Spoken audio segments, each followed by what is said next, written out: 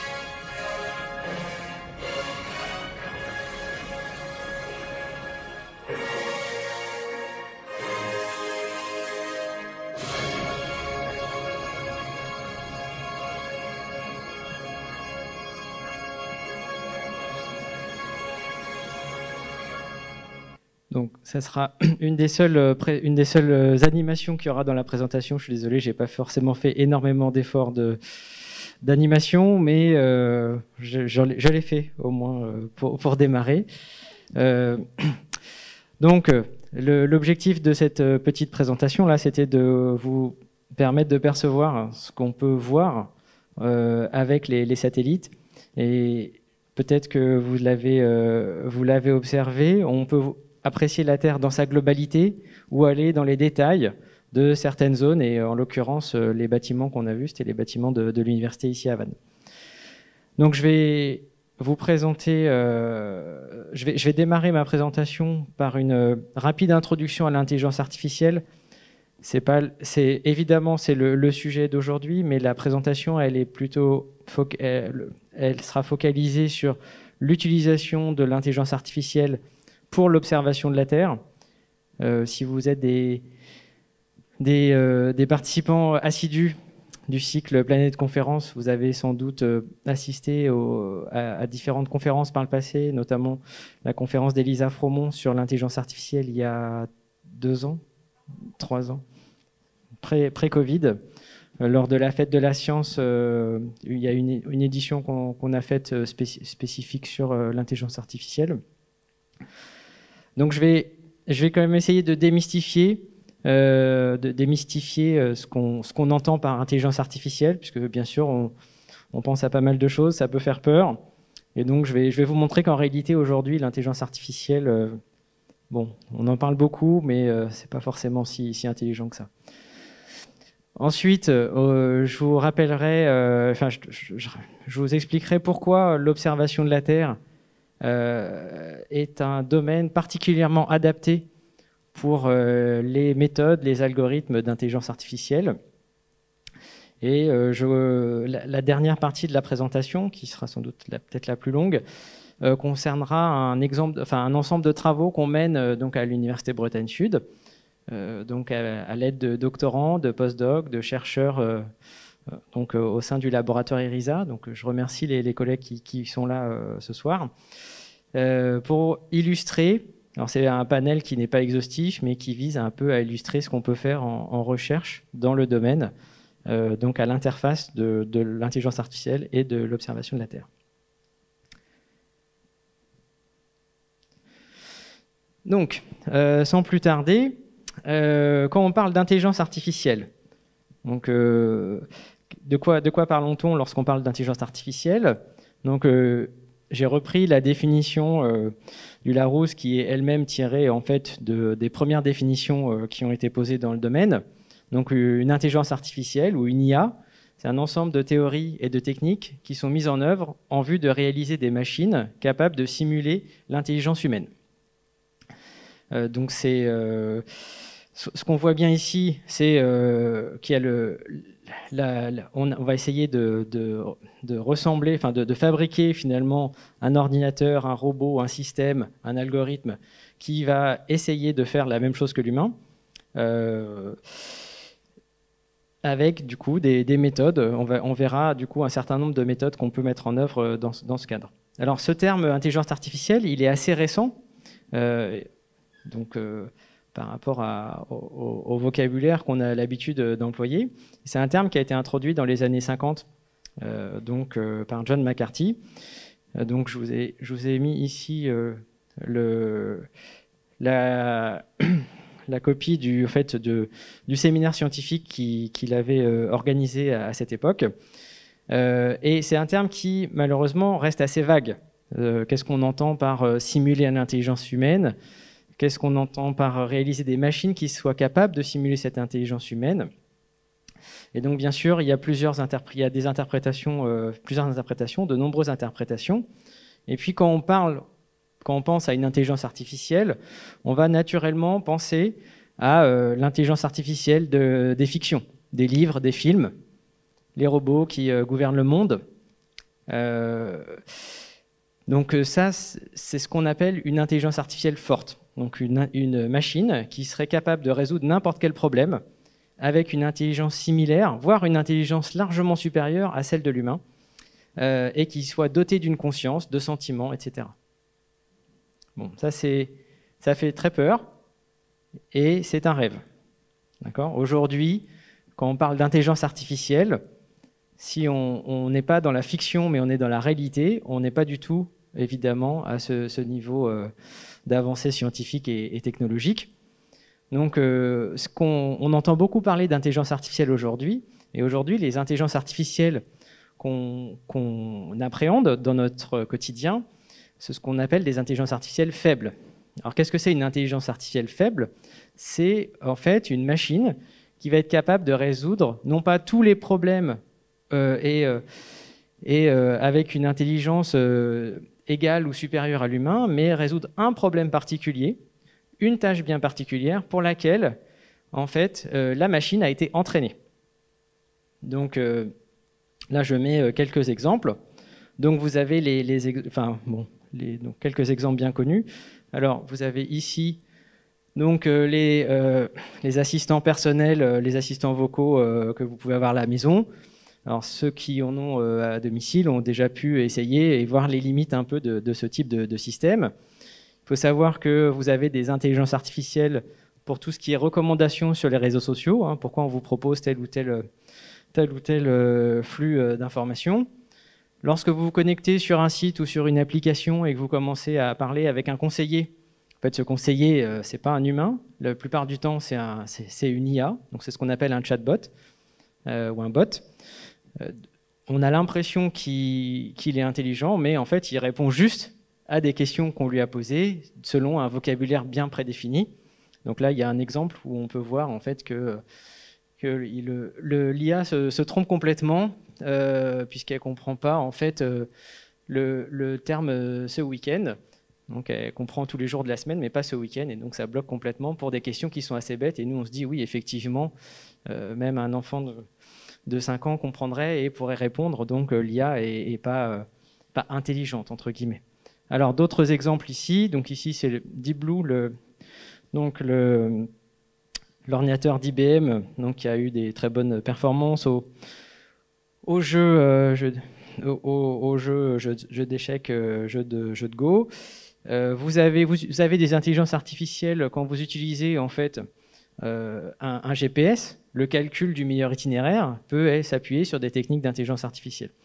Et alors, pour aller un peu plus loin, donc là c'est c'est à moitié le présent, à moitié le futur, tout ce qui est véhicule autonome.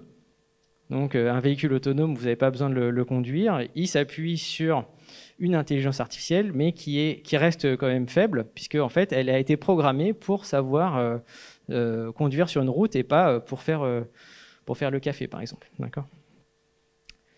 Donc toutes ces solutions technologiques qu'on appelle des intelligences artificielles restent en fait bien délimitées dans un cadre dans lequel elles ont été prédéfinies. Et elles ne vont pas sortir de ce cadre. Et par contre, lorsqu'elles doivent résoudre le problème qui leur a été confié, elles sont très performantes. Donc on verra des exemples où les solutions automatiques qu'on peut développer avec des intelligences artificielles sont très bonnes et rendent en fait ces solutions, elles les rendent accessibles et elles les rendent intégrées dans des technologies qui vont être diffusées auprès du grand public ou des entreprises. Donc, en réalité, dans l'intelligence artificielle, il y a plusieurs sous-disciplines. Et aujourd'hui, quand on parle d'intelligence artificielle, on va aussi parler du machine learning, on va aussi parler du deep learning. Donc moi, aujourd'hui, je vais vous parler en particulier du deep learning. Donc deep learning, en français, on le traduit par apprentissage profond. C'est le paradigme celui qui est le plus fréquemment utilisé aujourd'hui et celui qui, aujourd'hui, en 2022, est celui qui a le plus de succès d'un point de vue technologique. Peut-être que dans 5 ans, les choses auront changé, mais aujourd'hui, quand on parle beaucoup d'intelligence artificielle, on parle en réalité, on sous-entend des techniques à base de deep learning. Alors, le deep learning, donc l'apprentissage profond, en fait, il s'appuie sur des modèles qu'on appelle des réseaux de neurones profonds. Donc, je vais vous expliquer en quelques mots comment fonctionne un réseau de neurones et par ce moyen, par cette explication, j'espère en fait vous permettre d'appréhender comment fonctionnent les systèmes automatiques qu'on a pu voir dans les exemples précédents. Donc, comment fonctionne un réseau de neurones profonds ? Donc, à la base d'un réseau de neurones profonds, il y a un élément, un composant élémentaire qui est le neurone. Donc, on a appris récemment ou moins récemment, selon les différents participants, on a appris en SVT, je veux dire au collège, ce que c'était qu'un neurone. Donc un neurone qui est composé d'un noyau, qui est composé dendrites, d'axones, etc. Le réseau de ce neurone, en fait, il a fait l'objet de modélisation mathématique, donc d'abstraction. Il y a, au milieu du XXe siècle, donc dans les années 1940, et sous le terme de neurone artificiel. Donc un neurone artificiel, c'est une modélisation mathématique d'un neurone biologique. Alors c'était basé sur les connaissances de l'époque. Entre-temps, bien sûr, les connaissances scientifiques se sont accrues et ça reste une modélisation très simple de la réalité de notre système, de notre cerveau. Donc ici, vous pouvez voir en fait quelques termes mathématiques. Donc on voit en fait qu'il y a une information qui est fournie en entrée d'un neurone. Donc ici vous avez un neurone qui va prendre un certain nombre de signaux en entrée, donc qui va correspondre en fait aux différentes dendrites qui vont en fait amener le signal électrique dans le neurone. Ces signaux vont en fait, c'est les petits x, là, x0, x1, x2, ils vont être multipliés par ce qu'on appelle des poids, des coefficients. Donc vous avez un W0x0, W1x1, W2x2. Donc c'est juste des multiplications entre des signaux qui sont donnés en entrée et des coefficients W. Ces coefficients et ces signaux qui sont multipliés vont, en fait, on va faire la somme de ces différentes valeurs. Donc on va calculer une combinaison linéaire de ces différents termes. C'est très simple, hein, on fait des produits et ensuite on fait une somme. C'est des choses très, très, très simples mathématiquement. On va ajouter un autre paramètre qu'on appelle le biais, qui a une autre valeur, un autre coefficient si on veut. Et cette somme avec la somme des WXI avec le biais, cette somme-là, on la fait passer dans une fonction f qu'on appelle la fonction d'activation. Donc ça, c'est des fonctions assez standards qui vont permettre de sortir, c'est des fonctions mathématiques qui sont assez simples, qui vont sortir une valeur. Et cette valeur, ça sera la valeur de sortie de notre neurone. Donc un neurone artificiel, c'est une somme de... C'est une activation d'une combinaison linéaire, grosso modo. Donc c'est très très simple. Et pour autant, en fait, c'est l'élément de base des IA modernes tels qu'on peut les avoir aujourd'hui dans les différents systèmes que j'ai présentés tout à l'heure. Et on le verra aussi dans les exemples qui vont suivre. C'est l'élément de base aussi dans les solutions qu'on développe aujourd'hui pour utiliser l'intelligence artificielle pour l'observation de la Terre.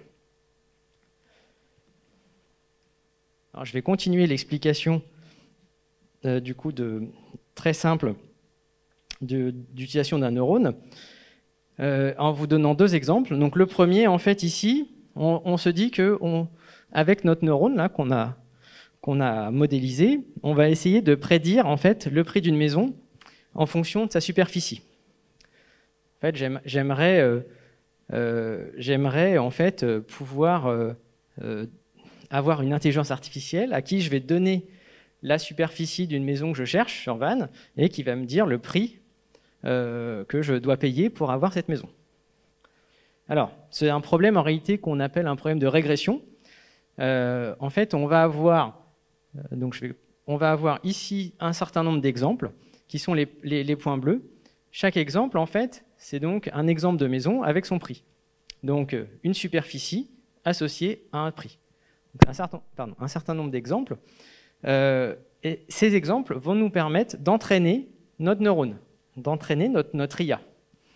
Donc, qu'est-ce que ça veut dire entraîner l'IA? Ça veut dire trouver, en réalité, la fonction de régression, c'est la droite en rouge ici, qui, quelque part, approche au mieux les différents exemples que j'ai donnés.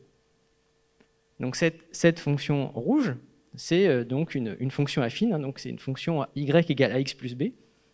Donc, si je donne un x, c'est-à-dire une superficie, je veux récupérer un y, c'est-à-dire un prix.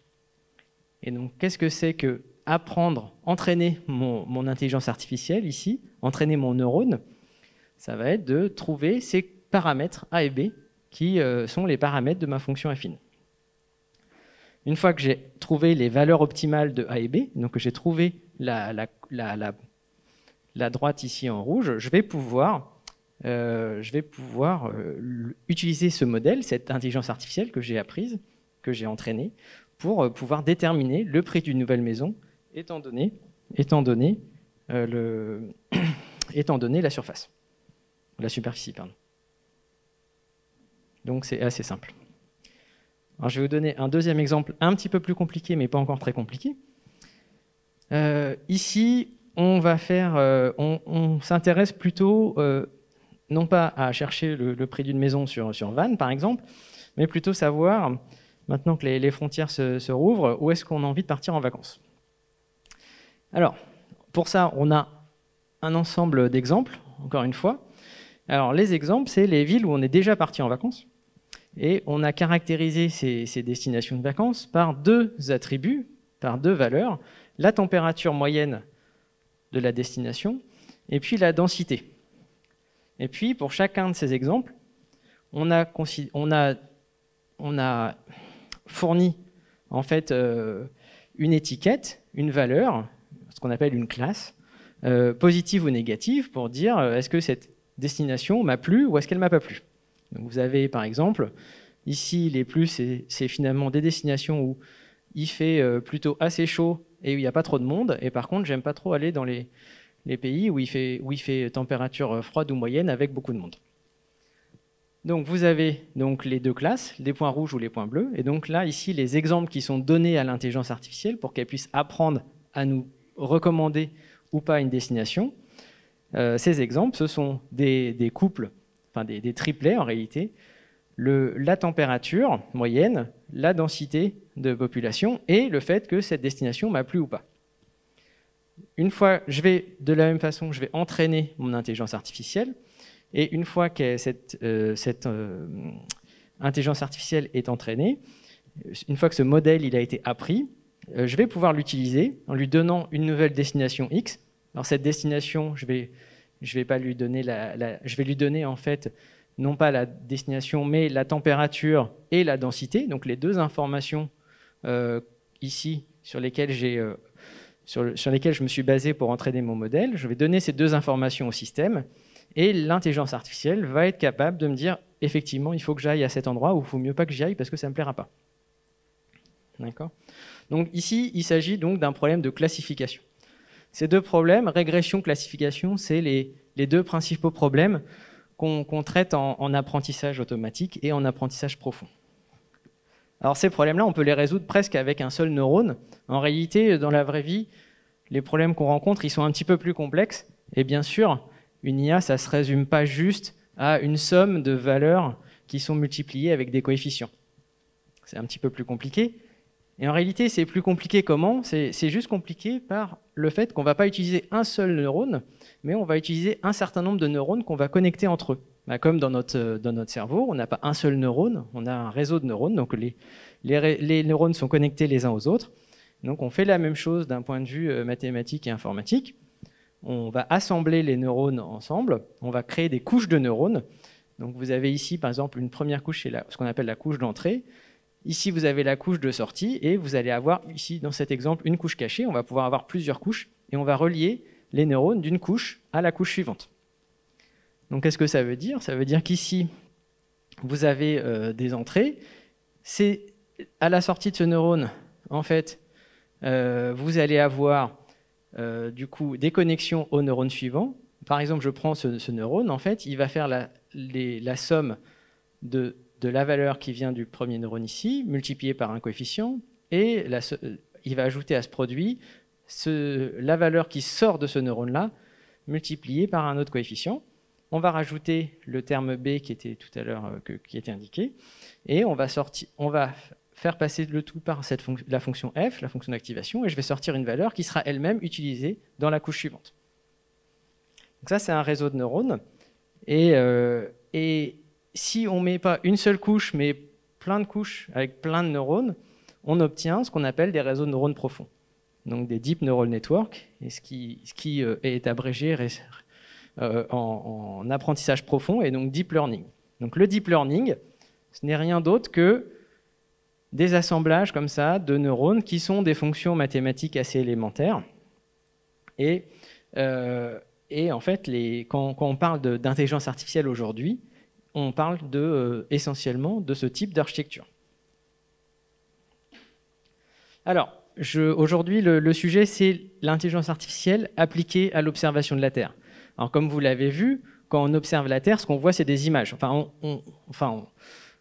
Par satellite, là, ce que je vous ai montré, même la petite animation au début, bon, il y avait de la musique, mais quand même, l'idée, c'est l'information principale, elle était plutôt visuelle. Et donc, on va s'intéresser à l'analyse d'images. Donc, quand on a des images, qu'est-ce qui se passe avec ces neurones ? Alors, je vous donne un troisième petit exemple ici. Donc, sur une base qui s'appelle MNIST, qui est une base de chiffres, qui est bien connue dans la communauté scientifique. Alors, c'est des toutes petites images, 28 pixels par 28 pixels. Donc, vous pouvez imaginer que c'est vraiment quelque chose qui est... donc ici, une image, c'est un petit chiffre ici. Là, il y a plein d'images différentes que j'ai représentées dans la même figure, mais vous avez une petite image de 28 pixels par 28 pixels, 28 pixels de haut, 28 pixels de large, des images qui sont en niveau de gris, donc c'est en noir et blanc. Et donc, dans ce problème-là, donc ça va être un problème de classification. On va essayer de donner une petite image et on va demander au système, à l'intelligence artificielle, de nous reconnaître le chiffre qui a été écrit. Dans ces cas-là, l'entrée X, c'est donc les différents pixels qui composent l'image. Donc l'image, elle fait 28 pixels par 28 pixels. Donc en fait, ce qu'on va faire, c'est qu'on va prendre toutes les valeurs des pixels. Le premier pixel, le deuxième, etc. Donc en tout, il y a combien de pixels ? Il y en a 28 fois 28, il y en a 784. Donc au lieu d'avoir un problème avec une seule entrée, enfin une seule dimension, qui était par exemple la superficie, ou alors un problème de classification avec les deux entrées où on avait donné la température moyenne et la densité. Ici, l'entrée, c'est 784 valeurs qui sont les valeurs de tous les pixels les uns à la suite des autres. Donc ça va être l'entrée. La sortie, ici, on veut classer en fait chacune des images. On veut reconnaître le chiffre qui est présent dans l'image. Donc en fait, on veut classer chaque chiffre, enfin chaque image, en un des 10 chiffres possibles. Donc les sorties, les classes, ça va être des chiffres de 0 à 10, enfin de 0 à 9 d'ailleurs, excusez-moi. Et donc ça, on peut aussi le représenter comme une seule sortie, un seul vecteur, où on va mettre des 0 pour les classes qui ne sont pas les bonnes et un 1 en face du chiffre qui est le bon. Donc si je veux détecter, par exemple, pour ici, là, c'est un 3, donc ce que je veux, c'est qu'en fait, mon réseau, à la fin, retourne en sortie 0 pour le chiffre 0, 0 pour le chiffre 1, 0 pour le chiffre 2, 1 pour le chiffre 3, parce que c'est bien le 3 qu'il a trouvé, 0 pour le 4, 0 pour 5, 0 pour 6, etc. Donc 1 pour le chiffre qu'on a trouvé et des 0 pour les autres chiffres. Donc on veut résoudre ce problème de reconnaissance de chiffres avec un réseau de neurones.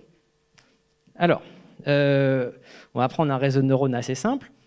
On va dire, je vais en fait ne pas utiliser un seul neurone, mais je vais utiliser 32 neurones dans ma couche cachée. Donc, j'ai mes entrées, mes 784 dimensions, donc qui sont les valeurs de tous les pixels. Toutes ces entrées représentent la couche d'entrée. Je vais les connecter du coup à ma couche cachée de mes 32 neurones. Et donc là, je peux calculer le nombre de paramètres que j'ai qui sont présents dans mon réseau. Alors, je vous rappelle, les paramètres, qu'est-ce que c'est? Ça va être les W qu'on avait, je vais juste revenir sur la petite formule de tout à l'heure. Les paramètres qu'on a dans un réseau, c'est les W ici, donc W0, W1, W2, et c'est le B ici qu'on va ajouter. Hop, donc, on a nos 784 entrées. Chacune des entrées, du coup, va être connectée à chaque neurone de la couche cachée. Donc, on va avoir des W, des poids qui sont associés pour chacun des neurones qui sont associés à chacune des entrées. Et pour chacun des neurones, on va ajouter le petit b qu'on avait sur la fonction, sur le biais qu'on a montré tout à l'heure. Donc ça correspond à la première connexion entre les neurones de la couche d'entrée et les neurones de la couche cachée. Et la deuxième partie, c'est la connexion à ces neurones de couche cachée avec les neurones de la couche de sortie qui vont donner le vrai résultat. Est-ce que c'est un 0, un 1, un 2? Et là, en fait, j'ai 10 neurones en sortie. J'ai 10 neurones en sortie, puisque j'ai 10 chiffres, et je les connecte à mes 32 neurones de ma couche cachée. Donc ça me donne un réseau qui contient 25 450 paramètres.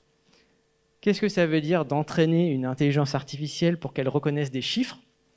Ça veut dire trouver les valeurs optimales de ces 25 000 paramètres. Entraîner un réseau, c'est lui donner des images, des exemples. Ça c'est un 1, ça c'est un 2, ça c'est encore un 1, ça c'est un 3. Donc voilà, je lui donne des exemples comme ceci. Et avec ces exemples, je vais essayer de trouver quel est le bon jeu de paramètres, quelles sont les bonnes valeurs de tous mes W, de tous mes B dans mes différents neurones pour obtenir une classification la meilleure possible. Il n'y a pas vraiment de magie, je donne des exemples et j'essaye de trouver les bonnes valeurs de ces coefficients pour que le résultat soit le meilleur possible. Donc là, c'est un réseau de neurones qui est assez simple parce qu'il a une seule couche cachée et 32 neurones. Bon, dans la réalité, souvent on utilise plus de neurones. Donc si je n'utilise pas 32 neurones, mais je passe à 2048 neurones, par exemple, dans ma couche cachée, alors on peut refaire le calcul, on remplace juste le 32 par un 2048. Et donc on n'obtient pas 25 000 paramètres, mais 1,6 million de paramètres. Donc là, mon intelligence artificielle, elle est plus complexe puisqu'elle elle est représentée par 1,6 million de paramètres. Alors si je veux maintenant ne pas avoir une seule couche cachée, mais plusieurs couches cachées, donc par exemple 3 couches cachées, donc 3 couches cachées avec 2048 neurones par exemple, donc j'ai dans mon modèle, j'ai une couche d'entrée, j'ai une première couche cachée avec 2048 neurones, j'ai une deuxième couche un peu comme celle-ci qui est connectée à la première, 2048 neurones, une troisième couche cachée, 2048 neurones, et après, ma couche de sortie avec mes 10 neurones qui correspondent aux 10 classes. Dans ces cas-là, j'ai 10 millions de paramètres. Donc on se doute que ça va peut-être être un peu plus compliqué pour trouver les valeurs optimales de ces 10 millions de paramètres.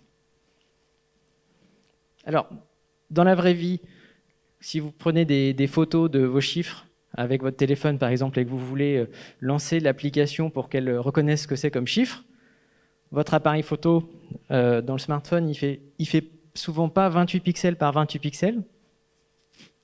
Sinon, il ne sera pas très utile.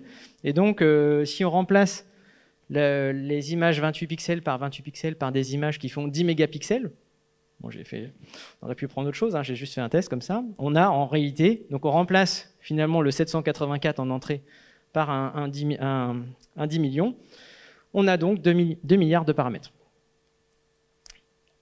Donc, avec cette petite illustration, on se rend compte que reconnaître des chiffres, ça a l'air pas trop compliqué, ça peut se faire par des combinaisons, trouver les paramètres, les W, les B, avec lesquels on va pouvoir jouer avec les valeurs des pixels pour qu'on puisse reconnaître les chiffres.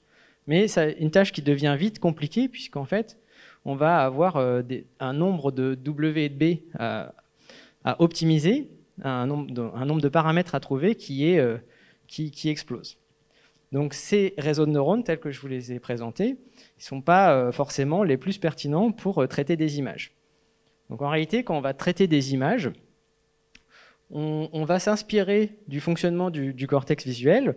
Si vous fixez un point, vous pouvez faire le test à l'écran, si vous fixez un point, vous allez en fait détecter assez finement autour du point les lumières, les couleurs, les formes, et puis par contre, les informations qui sont plus éloignées, vous les distinguerez moins facilement. Alors, bien sûr, hein, modulo les corrections, les défauts de vision, etc. Encore une fois, ce principe humain, il peut être modélisé. Il peut être modélisé par une opération mathématique. Et ici, l'opération mathématique qu'on utilise, c'est ce qu'on appelle une convolution. Alors, je vais pas c'est assez facile de comprendre ce que c'est qu'une convolution. Donc là, je vais prendre un autre exemple. Ici, vous avez par exemple une image. Alors, il n'y a que des 0 et des 1. C'est facile pour le calcul. Ici, vous avez ce qu'on appelle un noyau, un K. Alors, K, c'est pour kernel. Contient aussi des 0 et des 1. Et la convolution, qu'est-ce que c'est? La convolution mathématique, c'est en fait un produit entre chacune des valeurs qui est dans une zone de l'image avec les valeurs qui sont dans le noyau. Donc, je vais faire par exemple pour ici, pour ce calcul, je vais faire une fois, donc je suis tout en haut à gauche, une fois, une fois cette valeur-là, fois, enfin je vais faire, là je vais faire cette valeur-là, donc c'est 1, fois celle-ci c'est 1, ensuite je me décale, ici c'est 0, fois ici c'est 0, ici c'est 0 fois 1, ici plus 1 fois 0, 1 fois 1, 0 fois 0, et ainsi de suite. Donc c'est un produit c'est une somme de produits terme à terme entre l'image, enfin une zone prédéfinie dans l'image et ce noyau. Donc on reste encore sur des sommes de produits. Donc les deux opérations, hein, addition et multiplication. On va déplacer ce noyau sur toute l'image. Et à chaque fois, si je le déplace, je vais pouvoir délimiter la zone dans laquelle je vais faire mes calculs et ça va me donner une valeur correspondante dans l'image. Alors en fait, l'intérêt de cette opération-là, c'est que ça va permettre de simplifier très très très largement la complexité des réseaux de neurones. Au lieu d'avoir des millions et des millions de paramètres, comme on avait sur la base MNIST juste avant, j'ai plus besoin d'apprendre la connexion de tous les pixels à tous les neurones suivants. Je vais juste apprendre les valeurs que je vais mettre ici dans mon noyau, les 9 valeurs. Donc ça me fait beaucoup moins de paramètres. Dernière petite chose, si on veut en fait analyser une image, on ne va pas juste regarder, si je veux par exemple reconnaître qu'on est dans un amphithéâtre, si je regarde juste une petite zone, un petit point dans ma scène, je ne vais pas forcément reconnaître que c'est un amphithéâtre. Donc pour ça, il faut que je puisse apprécier la scène dans son ensemble. Et pour ça, en fait, ce qu'on va faire, c'est qu'on va réduire la taille de l'image, on va réduire l'image, et du coup, la petite zone, elle devient plus grande puisque j'ai réduit l'image. Donc ça nous permet de faire travailler la convolution sur une zone plus grande, et c'est ce qui permet en fait de développer des réseaux qu'on appelle des réseaux de neurones convolutifs, ou des CNN. Donc les CNN, c'est les réseaux de neurones qui sont utilisés pour faire de la reconnaissance d'images. Et alors, un exemple assez connu de réseau de neurones, le CNN, le réseau de neurones pour la reconnaissance d'images qui a fait le buzz, entre guillemets, qui a fait qu'aujourd'hui, les réseaux de neurones sont utilisés, sont la première solution technologique, la solution technologique la plus largement employée et celle qui a fait tous les progrès qu'on a connus dans la dernière décennie. Donc c'est ce réseau AlexNet. En fait, c'est un réseau qui, sur une base d'images comme celle-ci, qu'on appelle la base ImageNet, c'est une base qui contient 1 million d'images. Alors les images sont toutes petites parce que je n'avais pas la place d'afficher le million d'images, hein, bien sûr, puis là il n'y en a pas 1 million. Mais donc on a 1 million d'images, et ces images sont de taille 1000 pixels par 1000 pixels, et il y a 1000 catégories différentes, 1000 classes différentes. Le réseau AlexNet qui a été introduit en 2012, il contient en fait 650 000 neurones pour un total de 62 millions de paramètres. Ces millions de paramètres, ces 60 millions de paramètres, pour trouver les valeurs optimales qui permettent de bien reconnaître les différentes classes de ces images, il a fallu 5 jours de calcul. Donc on a fait tourner un ordinateur, on a fait chauffer un serveur pendant 5 jours pour pouvoir trouver quelles sont les valeurs optimales pour ce réseau de neurones. Donc il a eu besoin de 5 jours de calcul, il a eu besoin d'une base d'1 million d'exemples, et surtout, ensuite, aujourd'hui, pour prédire une classe d'une image, est-ce que cette image-là c'est un tournesol, il a besoin d'1,5 milliard d'opérations. Une fois qu'en fait on a trouvé les bonnes valeurs de W, les bonnes valeurs de B, ces valeurs-là, on va les utiliser, les multiplier avec les valeurs des pixels. On va faire des opérations de convolution, comme je l'ai montré. On va faire ça plusieurs fois, puisqu'il y a plusieurs couches. Et ça va nous donner au total, du coup, pas mal d'opérations. Donc là, c'est l'architecture du réseau. Je ne vais pas rentrer dans le détail, mais en fait, vous avez vous avez les couches de convolution, comme j'ai essayé de l'expliquer auparavant. Et puis, donc, ici, vous voyez des FC. Donc, c'est des couches complètement connectées. Ça fonctionne comme un réseau de neurones, comme on l'a vu dans les slides précédents. Je vais m'arrêter pour la partie technique. Donc, il n'y aura pas plus de maths que ce qu'on a vu jusqu'à présent. À quoi ça sert les réseaux de neurones convolutifs? Qu'est-ce qu'on peut faire avec aujourd'hui? Alors, je donne quelques exemples ici. Donc, ça peut servir pour faire de l'analyse d'images médicales. Donc, voilà. Donc, il y a des travaux, des solutions qui existent où en fait on fournit une image et le système est capable de déterminer est-ce qu'il s'agit d'une pathologie, est-ce qu'il s'agit d'un Covid ou d'une pneumonie. Il y a beaucoup de travaux, la technologie et le domaine de l'intelligence artificielle pour la vision par ordinateur est assez... alors, je vais dire, est piloté, on va dire, sans jeu de mots, par les sociétés qui développent des solutions pour les véhicules autonomes. C'est un gros marché. Donc, on peut faire de la détection d'objets. Donc là, l'idée, c'est qu'ensuite, le véhicule, s'il y a des caméras, il est capable de savoir les obstacles qu'il y a en face de lui et est-ce qu'il faut qu'il s'arrête ou pas. Alors, des exemples en analyse vidéo. Alors ici, c'est des tests qui ont été faits pour vérifier la distanciation sociale. Ici, il y a une lecture sur les lèvres. En fait, alors on voit peut-être pas là. Il y a une boîte autour des lèvres. Je ne sais pas si on la voit bien.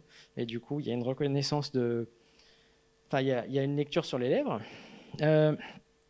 Des exemples de reconnaissance de caractère. Donc, vous voyez ici, c'est pas forcément très bien écrit. Et puis, le système est capable, l'intelligence artificielle, entre guillemets, est capable de reconnaître ce qui est écrit. Alors, cet exemple, il est intéressant. Hein.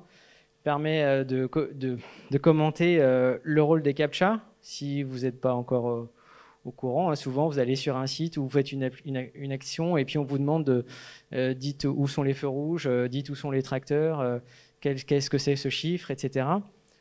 Ben, en fait, vous entraînez les IA comme ça. D'accord ? C'est gratuitement, vous pouvez entraîner, vous donner plein d'exemples. Parce qu'il faut quand même plein d'exemples pour entraîner tous ces paramètres, et ça c'est vous qui y contribuez également, sans le savoir. Ici des exemples de transfert de style, c'est-à-dire que j'ai une photo, et puis je veux voir cette photo, mais en peinture selon voilà, je vais faire selon les différents styles artistiques. Alors je ne sais pas si on voit grand-chose avec le contraste, c'est mieux à l'écran. Alors, on peut aussi faire de la génération d'images. Donc, cette image, alors vous pouvez aller voir sur le site, hein, c'est assez bluffant. Cette image de personne, là, cette personne n'existe pas. Donc, c'est un visage qui a été simulé par une IA.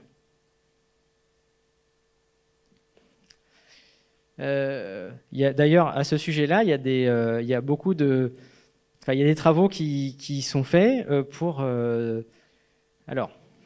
détecter, en fait, aussi soit pour détecter en fait des fausses vidéos, donc la désinformation, hein, c'est les fake news.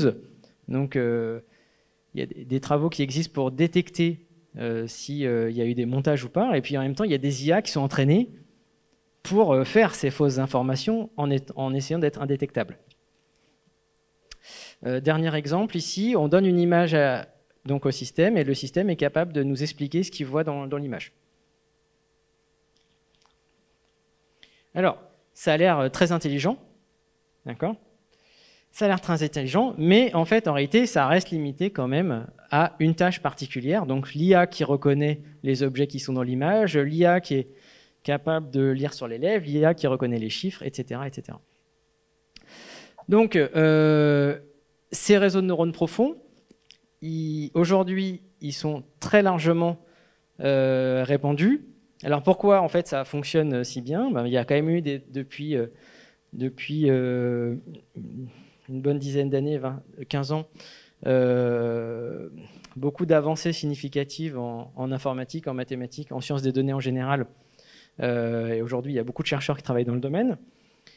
Il y a des entreprises qui se sont complètement appropriées ces technologies vu les performances obtenues. Et ça, c'est aussi parce qu'il y a du code logiciel. Enfin, on peut facilement concevoir son IA en quelques lignes de code, voire il existe même des solutions où on peut faire son IA sans savoir programmer. On a aujourd'hui beaucoup de ressources de calcul, c'est pas la même chose. Donc ceux qui sont les moins jeunes dans la salle se souviennent peut-être que il y a quelques dizaines d'années, les ordinateurs étaient un peu plus lents qu'aujourd'hui, évidemment. Et donc aujourd'hui, avec un ordinateur standard, on peut lancer des IA. Et surtout, on a des données, beaucoup de données. Donc, on parle du big data. Hein, et donc pour entraîner ces intelligences artificielles, il nous faut plein de données, plein d'exemples, et vraiment beaucoup. Bon, ces réseaux de neurones profonds, ils font des choses très bien, mais ils sont encore très loin d'être intelligents. Donc là, je voudrais conclure cette première partie qui était peut-être un peu plus longue que prévu. Je voudrais conclure cette partie en disant que aujourd'hui, l'intelligence artificielle, elle reste essentiellement ce qu'on appelle une intelligence artificielle faible. On sait concevoir des systèmes qui sont capables de résoudre des tâches bien particulières parce qu'on a donné beaucoup d'exemples pour que ces systèmes puissent reproduire accomplir la tâche qu'on leur a confiée. D'accord ? Alors, même s'ils ne sont pas forcément très intelligents, vu qu'ils fonctionnent très très bien, on essaye de les utiliser dans pas mal de domaines, et donc c'est ce que je vais vous montrer sur la suite de la présentation. Donc, je vous rappelle que l'intelligence artificielle, aujourd'hui, de quoi elle a besoin pour être performante ? Elle a besoin d'un problème qui soit bien délimité. D'accord ? On ne parle pas d'une intelligence artificielle forte qui ferait celle des livres, des films, etc. Mais donc un problème bien défini, un problème de classification, un problème de régression, des ressources de calcul, et puis beaucoup de données. Et alors, on va voir qu'en réalité, ces ces trois ingrédients sont bien réunis pour l'observation de la Terre. Donc je vous donne ici quelques exemples de problèmes qu'on peut avoir à traiter en observation de la Terre. Donc on va avoir des données satellites et par exemple on va vouloir essayer d'estimer la température de surface de l'océan. Alors estimer la température de surface de l'océan, c'est obtenir un indicateur très important aussi sur le réchauffement climatique et le changement climatique. On peut essayer d'estimer la qualité de l'air. Donc là, ça c'est une illustration. Il y a une série, donc il y a différentes dates ici. Et donc c'était période Covid pour aussi voir en fait que les confinements ont évidemment eu un effet majeur sur la pollution de l'air. Donc là, c'est pareil, c'est un problème qui est bien défini. On peut entraîner une IA pour essayer de résoudre cette tâche bien particulière. Un exemple ici, alors je ne sais pas si on voit grand-chose, j'aurais dû mettre les images en grand. On voit peut-être des bâtiments qui sont délimités. Donc c'est à l'issue d'un séisme, il me semble. Donc essayer d'évaluer l'impact, quels sont les bâtiments qui ont été endommagés. Donc là, le problème, il est bien identifié. Pour un bâtiment donné, je veux pouvoir évaluer son niveau de dégâts. D'accord ? L'exemple qui est en bas à gauche, c'est une cartographie des cultures. Donc là, j'ai une carte de toute l'Europe et puis j'ai différentes cultures et je veux pouvoir identifier quelles sont les cultures qui sont en cours dans les différentes zones de l'Europe. Donc, il y a beaucoup d'applications en agriculture aussi, beaucoup d'applications de l'observation de la Terre en agriculture. Ici, un exemple alors, c'est vrai qu'on ne voit pas grand-chose. Un exemple de bidonville et on essaye d'identifier les limites d'un bidonville et d'estimer la population. En France, on a l'INSEE qui fait des mesures et on sait bien, on arrive à maîtriser l'évolution de la population, mais évidemment, dans les pays en voie de développement, c'est beaucoup plus compliqué et l'observation de la Terre peut être là pour aider à estimer ça de façon automatique. Et dernier exemple ici, c'est un port, et alors, pareil, on ne voit rien, donc j'ai préparé les transparents, je peux vous indiquer qu'en fait, il y a un certain nombre de bateaux qui sont, donc il y a des petites boîtes qui sont, enfin les bateaux, ils sont bien détectés dans l'image, et chaque bateau est reconnu, donc le système est capable de reconnaître qu'est-ce que c'est comme navire et ce qu'il contient, etc. En fait, bon là c'est loin d'être exhaustif, mais en fait il s'agit essentiellement de problèmes soit de régression, soit de classification. Donc c'est la même chose que ce qu'on a pu voir au début de la présentation avec l'estimation du prix en fonction de la surface d'un logement, ou alors le fait de savoir si je dois ou pas aller en vacances dans telle destination. D'accord ? Alors c'est un petit peu plus compliqué puisqu'il y a plus d'informations en entrée, il y a peut-être plus de classes en sortie où le problème de régression est peut-être un peu plus compliqué, mais ça reste un problème très bien délimité. Donc ça veut dire que l'observation de la Terre, avec on a à chaque fois un problème, enfin, le plus souvent un problème de régression ou de classification, donc c'est un problème bien délimité, donc a priori, c'est un problème pour lequel l'IA va être utile. Alors, le deuxième ingrédient, c'est les ressources de calcul. Donc, pour entraîner une IA, et puis ensuite pour l'utiliser, on va devoir, alors pour l'entraîner, je vous rappelle qu'on va devoir trouver les millions de paramètres, voire les milliards de paramètres, qui sont les bons paramètres dans notre réseau de neurones. Et même quand on aura trouvé ces paramètres, l'exécution du réseau de neurones sur une nouvelle image va nécessiter, une fois encore, plein d'opérations. Donc il nous faut des ressources de calcul. Donc il y a 20 ans, il y a 30 ans, ce n'était pas possible. Aujourd'hui, ça l'est beaucoup plus. On peut tout simplement avoir une carte, en fait, il nous faut, je ne l'ai pas écrit, en fait, il nous faut des GPU, donc des Graphical Processing Units, c'est des unités de calcul pour des unités de calcul graphique. Et en fait, c'est des processeurs particuliers qui ont été introduits initialement pour faire des jeux vidéo. Donc, vous avez donc en fait, si vous achetez un ordinateur, un PC pour du gaming, pour faire des jeux, vous allez dedans mettre une carte graphique, une carte GPU, avec un GPU, et ça coûte pas grand-chose. Vous voyez, 100 à 2000 euros selon la carte. Alors 2000 euros, oui, c'est cher, mais 100 euros sur un ordinateur, c'est pas très cher. Et vous avez du coup le matériel nécessaire pour pouvoir entraîner et exécuter une IA. Alors l'intérêt de ces processeurs par rapport à des processeurs qu'on appelle des CPU, les processeurs classiques qu'on a dans les ordinateurs, c'est qu'ils peuvent faire plein de calculs en parallèle. Et c'est ce qu'on veut faire avec tous nos neurones, on peut faire plein de calculs en même temps. Donc une possibilité, c'est d'acheter des cartes comme ça. Alors, si on est une entreprise, et on veut faire de l'IA dans notre modèle économique, on peut s'équiper d'un serveur de calcul. Donc ça, il faut compter 10 000 euros. Donc, c'est un coût, mais bon, d'un point de vue entreprise, c'est pas grand-chose. On peut aussi louer des ressources de calcul. Donc là, on peut louer des ressources dans le cloud. Donc aujourd'hui, il y a AWS, donc c'est Amazon hein, qui fait des offres à quelques dizaines de centimes d'euros par heure.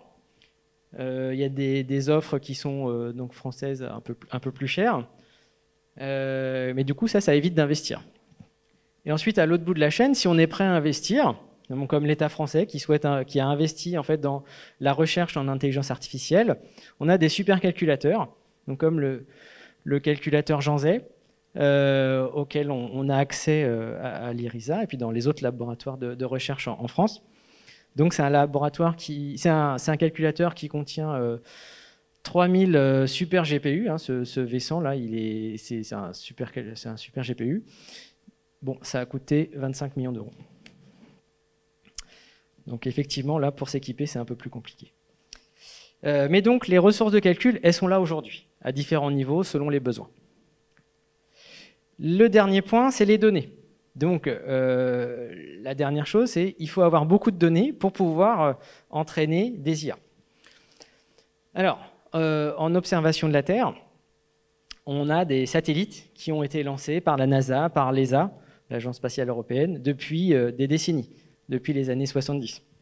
Donc il y a des programmes institutionnels qui existent. Au niveau européen, donc il y a aussi le programme Copernicus. Donc ce programme Copernicus, en fait, qui est lié à une constellation qui est européenne, qui s'appelle la constellation Sentinelle. Cette constellation de satellites, elle produit 20 téraoctets par jour de données. Et ces données, elles sont gratuites. Vous pouvez les télécharger si vous voulez. Peut-être pas envie de télécharger les 20 téraoctets par jour, mais si vous voulez voir une image de vanne, vous pouvez en fait librement avoir accès à ces données. Alors que d'habitude, les images satellites, c'est quand même un business. Hein. Il peut y avoir, il y a un certain nombre d'opérateurs privés qui vendent leurs images, qui opèrent les satellites, et bien sûr, il faut ils doivent avoir un retour sur investissement. Et donc ces données, cette Sentinelle, c'est 20 téraoctets par jour et c'est disponible gratuitement. Les différents programmes institutionnels donc de la NASA, de l'ESA, etc., ils sont complétés aujourd'hui par de très nombreux opérateurs privés, donc beaucoup de petits satellites qui sont, alors, soit des gros satellites qui sont lancés par des entreprises comme Airbus, soit des petits satellites qui sont lancés par des petites entreprises et qui vont pouvoir quand même acquérir des observations de la Terre. Donc là, on compte environ 600 satellites qui observent la Terre aujourd'hui. Il y a beaucoup plus de satellites, mais il y a à peu près un tiers des satellites qui sont dédiés à l'observation de la Terre. Il y a plein de satellites pour les télécommunications, mais là, ce n'est pas le sujet du jour. Et donc, si on regarde un petit peu le volume de données qui est lié à l'observation de la Terre, il approche en fait un zétaoctet. Donc un zétaoctet, qu'est-ce que c'est? C'est 10 puissance 21 octets. Donc ça veut dire que c'est 1 million, 2 millions de gigas. Et donc ça correspond en réalité, ici la courbe qui est là, c'est les données, alors pas spécifiquement les données d'observation de la Terre, mais les données numériques en général. Les données numériques en général, on va approcher Du coup, là, on est là, mais vous voyez, en 2025, on devrait avoir 175 zeta-octets de données produites en fait par les systèmes informatiques. Donc, parmi ces 175, il y en aura un petit peu qui correspond à des données d'observation de la Terre. Donc, beaucoup de données, d'accord ? Beaucoup de données, des ressources de calcul, des problèmes bien définis, donc on est bien parti. Alors juste un dernier exemple sur les données, je vous donne un exemple ici d'une image satellite, donc du satellite Pléiade. J'ai pas mis que c'était Pléiade, mais donc c'est un satellite français qui fait des observations à une résolution de 50 cm par pixel. Donc un pixel dans l'image, ça correspond à un carré de 50 cm par 50 cm. Donc c'est une des premières images qui a été acquise par le satellite il y a déjà longtemps, parce que c'était en 2012, donc vous voyez, il y a 20 ans. Donc c'est pas très... j'aurais pu prendre quelque chose d'un peu plus récent. Mais donc ce satellite, donc ici en fait on reconnaît c'est le port de l'Orient avec du coup la petite mer de Gavre ici. Donc évidemment, si on a l'habitude de voir le nord en haut, là il faut tourner un petit peu la tête. Cette image, enfin une image Pléiade, c'est à peu près 20 km de large de côté, 50 cm par pixel, donc ça veut dire que dans une image comme ça, il y a 160 millions de pixels. C'est une image qui contient des informations couleurs, donc une valeur de rouge, une valeur de vert, une valeur de bleu, et aussi des informations infrarouges, donc proche infrarouge. Donc ça veut dire qu'en réalité, il y a 640 millions 640 mégas, une image, et la taille d'une image, c'est 640 mégaoctets, une seule image. Donc évidemment, il nous faut les ressources de calcul aussi pour traiter ces images. Voilà, donc on a vu là que l'observation de la Terre était un domaine qui était pertinent parce qu'on avait les données, on avait les ressources de calcul et on avait un certain nombre de problèmes tels que ceux qui sont mentionnés ici. Et donc la dernière partie de ma présentation, ça va être de vous montrer un peu, avant d'arriver à ce type de choses, qu'est-ce qu'on a besoin de faire en recherche, en termes de travaux de recherche, et quels sont les travaux de recherche qu'on mène dans l'équipe Havane, dans le domaine de l'intelligence artificielle pour l'observation de la Terre. Donc les travaux qu'on mène à Havane, en fait, ils sont conduits dans une équipe qui s'appelle l'équipe Obélix. Donc il y a une équipe qui a été fondée il y a une petite dizaine d'années qui fait, dont la thématique c'est l'intelligence artificielle pour l'observation de la Terre. Donc je vais juste accélérer un peu parce que je pense que sinon on va pas avoir trop le temps pour les questions, ça serait dommage. Donc je vous donne ici quelques exemples de travaux qu'on a menés récemment dans l'équipe, juste pour vous montrer un peu les développements scientifiques qu'on peut être amené à faire à l'UBS. Les satellites, ils observent en fait la Terre des fois avec une résolution qui n'est pas suffisante. Donc on a parlé par exemple du satellite Pléiade, 50 cm par pixel, il y a des satellites, c'est 10 cm par pixel, enfin tout dépend des satellites. On peut avoir des images comme celle-ci. Qu'est-ce qu'on peut faire avec des images comme ça ? En réalité, on peut... en fait, cette image qu'on a vue ici, en réalité, la réalité, elle est ici. Donc, ce qu'on a essayé de faire dans certains projets, c'est de détecter des tout petits objets. Donc, ça veut dire des objets de quelques pixels. Donc, on peut imaginer ici, dans une image comme ça, essayer de détecter des objets de très petite taille. Donc, par exemple, ici, des véhicules. Donc, je vais entraîner une IA qui soit capable de reconnaître des véhicules, même si les véhicules ils sont composés de quelques pixels. Alors, à quoi ça sert de reconnaître des véhicules ? Donc, c'est un projet qu'on a conduit, enfin, on a conduit plusieurs projets sur le sujet, mais un projet qu'on a conduit avec le CNES et avec une société qui s'appelle Quantcube, qui dérive en fait des indicateurs socio-économiques à partir de la connaissance du terrain. Donc, combien de véhicules sur un parking, tel jour, telle heure, etc. Et ça permet en fait de comprendre en fait économiquement la vie d'un quartier, la vie d'une rue, etc. Et donc ici, vous avez par exemple une image Pléiade, donc on voit bien que c'est assez difficile de reconnaître que c'est des véhicules, et pour autant, en plus vous avez la qualité du vidéoprojecteur, ça n'aide pas. En vert, en fait, ce sont les véhicules qui ont été détectés, donc on a des détections assez correctes. Alors, je ne vais pas rentrer dans les détails des méthodes scientifiques, évidemment, mais vous avez ici un exemple d'architecture de réseau de neurones qu'on a développé, mais je ne vais pas le détailler, mais juste pour illustrer un peu la variété des solutions qu'on peut faire. On a aussi conduit un projet qui s'appelait Deep Detect, c'est un projet financé par l'Agence nationale de la recherche, où là, les applications, détection de petits objets, encore une fois, avec des applications et pour la défense et pour l'écologie, comme quoi on peut ratisser assez large, donc avec des réseaux de neurones comme ça, qui sont capables, à partir d'images comme celle-ci, de reconstruire en réalité une image comme celle-ci, sur laquelle on peut beaucoup plus facilement détecter les objets. Donc l'exemple ici, vous avez une image en haut, et on génère, à partir de cette image-là, on hallucine un petit peu la réalité, et on génère en fait cette image-là dans laquelle on peut facilement détecter les véhicules. Alors là, c'est pas trop lié à l'écologie, mais alors la connexion à l'écologie, elle est ici. Donc est-ce que ici, est-ce qu'on voit quelque chose d'intéressant? Donc a priori, à part que l'océan est assez joli, en réalité, ici, là-haut, en fait, il y a des mammifères marins. Mais ils font juste quelques pixels, donc évidemment, on ne les voit pas. Donc des baleines, par exemple. Alors, je vous donne un autre exemple ici. Donc on voit un peu les reflets. Alors la qualité n'est pas forcément... donc du coup, ici, vous avez... Alors, où est-ce que c'est? C'est juste là. Le petit truc ici, là. On voit également un animal. Donc la détection en fait de mammifères marins à partir d'images satellites, donc le suivi des baleines peut être effectué par satellite sous réserve qu'on soit capable de détecter des objets de quelques pixels. Alors un autre exemple de projet qu'on a conduit, donc toujours financé par l'Agence nationale de la recherche, le projet Sésame, où l'objectif était d'aider à la surveillance du trafic maritime illégal. Donc les pêcheurs,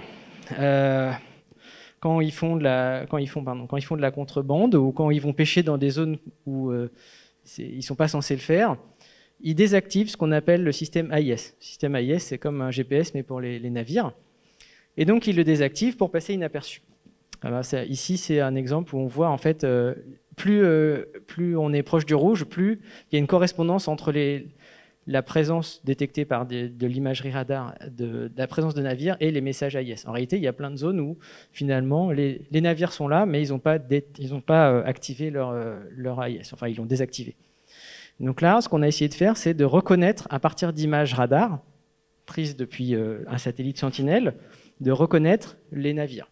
Alors, pas tel ou tel navire, mais la classe d'un navire. Et donc, les navires font quelques pixels, vous voyez, encore une fois.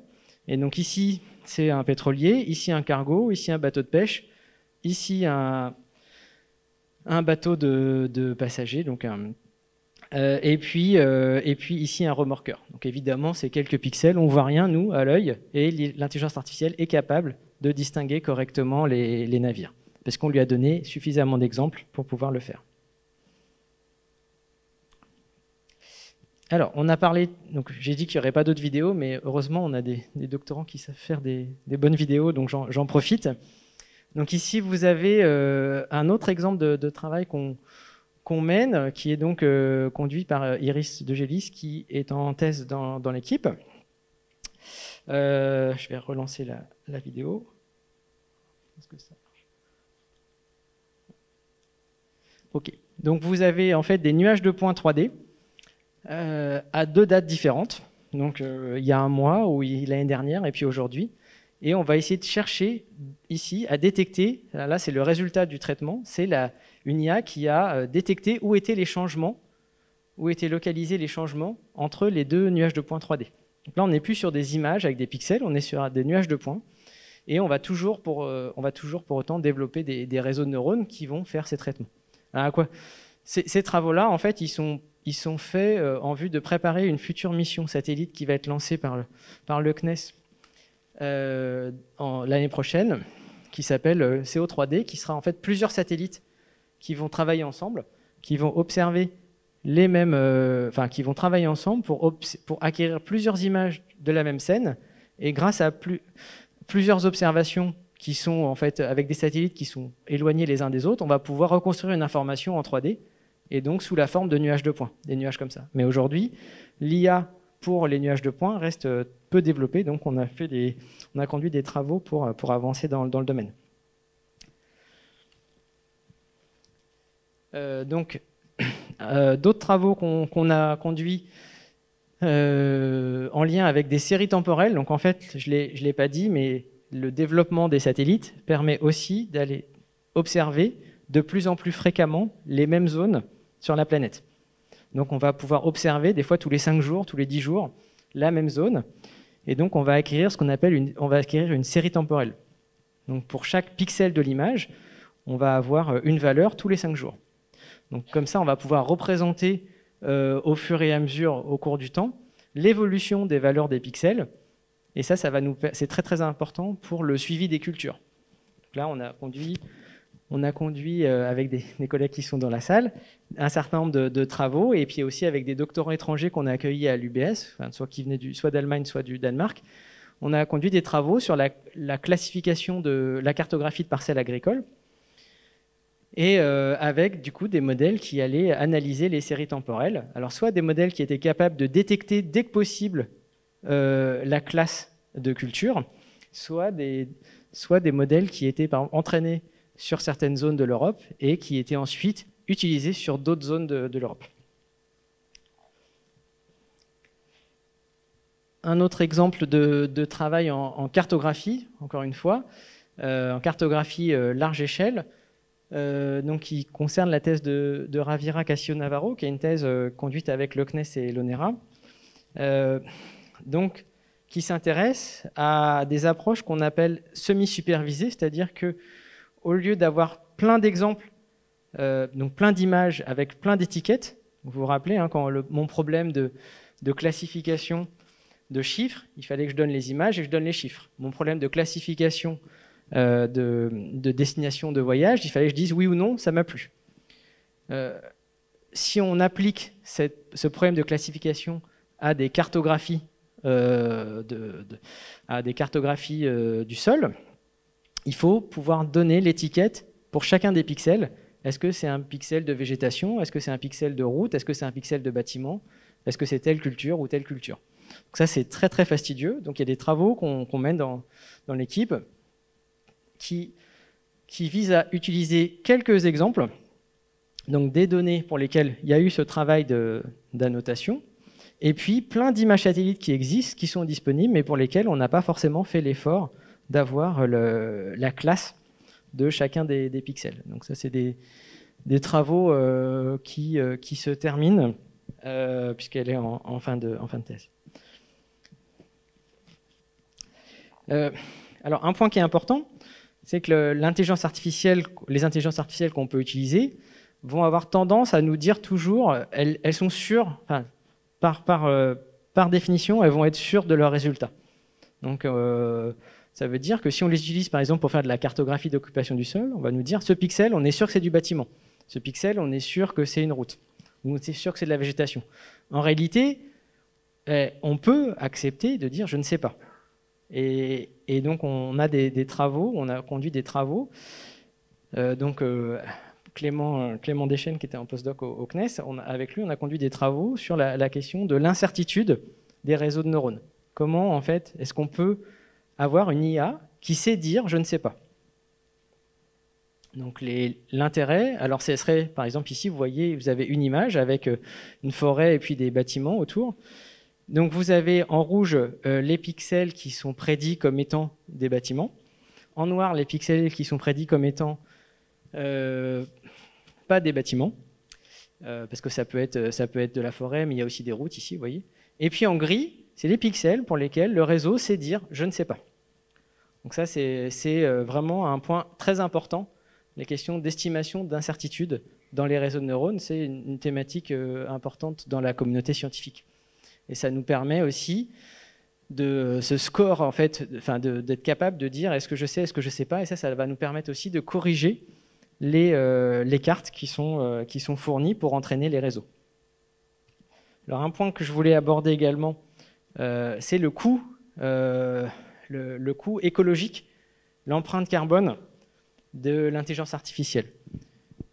Donc vous avez, je vais peut-être commenter rapidement ce graphique ici, là. Donc un aller-retour entre New York et San Francisco, c'est du coup environ 1 tonne de CO2. C'est 2000 livres. Un humain va consommer en moyenne du coup 5000 tonnes de CO2 pour un an. Bon, un Américain, donc ça c'est une étude américaine, donc l'Américain il consomme un peu plus. Une voiture américaine sur une vie, enfin toute la durée de vie d'une voiture, ça va être dans les 60 000 tonnes. Et le dernier réseau de neurones à la mode, super performant, mais super compliqué, il a coûté 626 000 livres, donc on va dire 300 000 tonnes de CO2. Donc effectivement, dans le téléphone, ça marche, c'est super, les applications, elles sont super, mais l'empreinte carbone est massive. Donc on mène aussi des travaux, donc c'est la thèse de Jean-Christophe Burnel qui est là-haut. On mène des travaux pour essayer d'avoir des modèles de réseaux de neurones qui soient un peu plus frugaux pour une IA un peu plus verte. D'accord. Bon, c'est des choses il y a une vraie appropriation de cette problématique dans la communauté scientifique, mais bon, maintenant il faut attendre que ça évolue. Donc je pense qu'on en a encore pour 5 ans, je pense, avant que ça soit vraiment rentré dans les mœurs. Voilà, donc j'ai des derniers exemples, et puis après j'ai fini. Des derniers exemples pour vous montrer en fait ce qu'on peut faire pour observer la planète, mais lorsque le satellite n'est pas suffisant. Et on va voir qu'en fait c'est un peu les mêmes problèmes, même si on ne travaille pas avec des images qui viennent des satellites. Si on a des images qui viennent d'avions, des images qui viennent de drones, ou d'autres types d'images. Donc ici vous avez quelqu'un qui fait de l'imagerie du sous-sol. Ici, bon, on voit pas forcément très bien, mais c'est une caméra qui est sous l'eau. Et puis, bon, bah, ça, c'est une voiture qui va faire de l'acquisition de données Street View. Et ben, on peut faire reconnaître des choses avec des IA sur ces différentes données. Donc, quelques exemples. Donc là, c'est dans le cadre de la thèse d'Ahmed Saminassar, qui a fait sa thèse avec l'ETH à Zurich. On a fait, en fait, on cherchait à analyser des images Street View et à mettre en correspondance les arbres qu'on peut détecter dans une vue Street View avec une autre vue Street View. Et l'intérêt ici, c'était de pouvoir cartographier les arbres dans une ville sans avoir besoin de recourir à des données satellites, par exemple. Un autre exemple ici qui concerne le suivi de la mégafaune marine, alors avec des survols aériens dans les parcs éoliens en mer. Donc on a un certain nombre de projets, notamment le projet CEMACAP, qui est financé par l'ADEME, où on va essayer de détecter en fait dans les images, de reconnaître en fait la mégafaune marine, donc les grands poissons quand ils sont en surface, les mammifères marins quand ils sont en surface et les oiseaux. Je ne sais pas si vous voyez quelque chose, mais alors je suis pas sûr que vous voyez quelque chose. Mais par exemple ici, en fait, alors je pense qu'on voit rien, mais là on voit peut-être quelque chose ici. Donc là il y a effectivement un animal. Ici c'est un reflet du soleil. Et donc, on a conduit récemment des travaux pour être capable de détecter ces objets sans avoir besoin de demander à l'utilisateur est-ce que ça, c'est un oiseau, est-ce que ça, c'est un reflet, est-ce que ça, c'est un oiseau, est-ce que c'est un reflet, parce que ça, c'est très, très coûteux. Donc, avoir des systèmes un peu automatiques. Donc, c'est des travaux de Paul Berg que j'ai vu arriver tout à l'heure. En lien avec, toujours en lien avec la mer, en fait, on a conduit des travaux avec le parc naturel régional du Golfe du Morbihan pour mesurer la fréquentation touristique des sites protégés. Donc, être capable automatiquement de compter, par exemple, les pêcheurs à pied. Donc, on fait des survols aériens et on a des systèmes qui sont capables de compter automatiquement le nombre de pêcheurs à pied. Et là encore, on a essayé de développer des solutions qui limitaient le besoin de donner des exemples aux IA.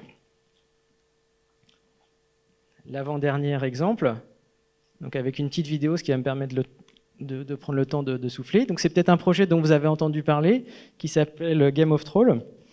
qui est un projet piloté par l'Ifremer et financé par le FEAMP. Et dans ce projet, en fait, on cherche à développer des IA pour rendre intelligents les chaluts, et bon, pour faire la pêche sélective directement au fond de l'eau, sans avoir besoin de la faire sur le pont du bateau, puisque dans ce cas-là, c'est trop tard. Les poissons que le pêcheur ne garde pas, ils servent juste de nourriture au suivant. Et donc, on a développé des algorithmes qui sont capables de reconnaître les espèces, de compter les poissons dans les filets de pêche. Et donc ici, un projet qu'on mène avec des collègues dans le sud de la France, sur les Pyrénées, où, alors ici, ça c'est une photo qui a été prise par drone. Le pixel, il représente 1 millimètre donc au sol. Et donc là, on ne va pas chercher à se dire, tiens, ce pixel, c'est de la route ou de la végétation ou un bâtiment. C'est est-ce que c'est telle plante ou c'est telle plante. Donc les utilisateurs nous disent, bah, tiens, il y a une plante ici, il y a une plante ici, il y a une plante ici.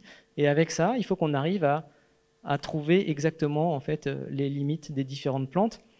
La connaissance des différentes plantes sur une très grande zone, de façon automatique, permet à des écologues d'apprécier en fait les interactions qui existent entre les plantes dans des sites qui sont des sites pollués, parce qu'il y avait des mines auparavant. Voilà. Et donc dernier exemple qui est ici, j'en ai parlé tout à l'heure, en fait on peut observer le sous-sol. Donc en fait on a conduit un projet il y a quelques années avec deux PME rennaises qui s'appelait le projet d'Elora, financé par la région Bretagne, et on a essayé de détecter en fait dans des données géoradar, donc des données du sous-sol, détecter des canalisations enterrées. Donc une canalisation enterrée, ça ressemble à cette forme parabolique. Voilà. Donc là, j'ai parlé beaucoup de recherche. Alors, donc, on fait aussi de la formation dans le domaine, de l'intelligence artificielle pour l'observation de la Terre. Donc la formation qu'on mène, en fait, c'est une formation européenne, donc qui s'appelle le Copernicus Master in Digital Earth. C'est un master européen. Donc les étudiants font leur première année de master en Autriche, à Salzbourg, et ils viennent faire la deuxième année à Vannes. Et donc ils sont quelques-uns des étudiants sont ici. Ils se reconnaîtront sur la photo. Voilà. Donc on forme aussi les futurs spécialistes de l'intelligence artificielle pour l'observation de la Terre. Et aussi au niveau doctoral, donc on lance un programme doctoral conjoint avec le centre de recherche de la Commission européenne. Voilà, donc je suis désolé, je vous ai pris un peu plus longtemps. Donc pour conclure, l'intelligence artificielle aujourd'hui, donc il ne faut pas s'inquiéter, hein, donc on est encore très très loin de ce qu'on peut, des craintes qu'on pouvait avoir et des fantasmes qu'on pouvait avoir dans les films, dans les livres. C'est une intelligence artificielle faible, d'accord ? Alors ça fonctionne parce qu'on a beaucoup de données. Aujourd'hui, on produit de la donnée partout. Donc ça, c'est du coup, ça permet aux réseaux de neurones, ça permet de fournir la nourriture dont ont besoin les réseaux de neurones. Et ça fonctionne très bien sur des tâches qui sont bien délimitées. Sous réserve qu'on ait pu entraîner un réseau de neurones à résoudre cette tâche, à résoudre ce problème. Donc si j'ai donné plein d'exemples, si j'ai comme ça entraîné mon réseau à réaliser une tâche particulière, il va être très performant et en réalité, il va dépasser toutes les autres solutions qui existent. C'est pour ça qu'aujourd'hui, on entend beaucoup parler d'intelligence artificielle, de deep learning, c'est parce que c'est ce qui fonctionne le mieux dans énormément de situations. Le lien avec l'observation de la Terre, c'est qu'il y a de plus en plus de données en observation de la Terre, de plus en plus de satellites. Et donc, vu que ces systèmes fonctionnent bien sur des images et qu'on a de plus en plus d'images satellites, et bien évidemment, le match se fait très bien et ça va permettre d'extraire des informations, des connaissances qui sont utiles à notre planète. Et il reste quand même beaucoup à faire. Vous avez donc, j'ai mentionné quelques sujets de recherche qu'on conduit dans l'équipe, mais c'est loin d'être les seuls. Voilà. Donc, sur ce, je vous remercie. Donc là, c'est ce qu'on cherche à faire hein, dans la recherche. Ensuite, ça va être de faire ce qu'on appelle le jumeau numérique. Vous avez peut-être entendu parler de ce terme aussi. Donc, faire une modélisation numérique de la Terre pour mieux la comprendre aussi et mieux la protéger. Voilà, merci.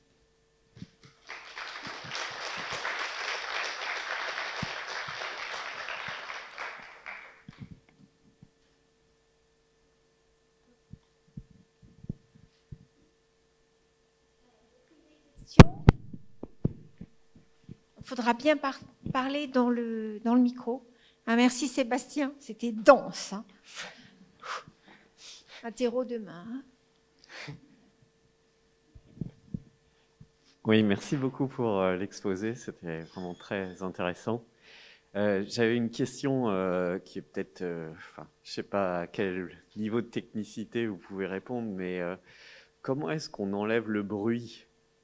C'est-à-dire que j'imagine qu'avec des images satellites, vous avez des nuages, vous avez des saisons, il y a du mouvement en tout cas dans les bateaux, et donc la qualité, elle doit être inégale.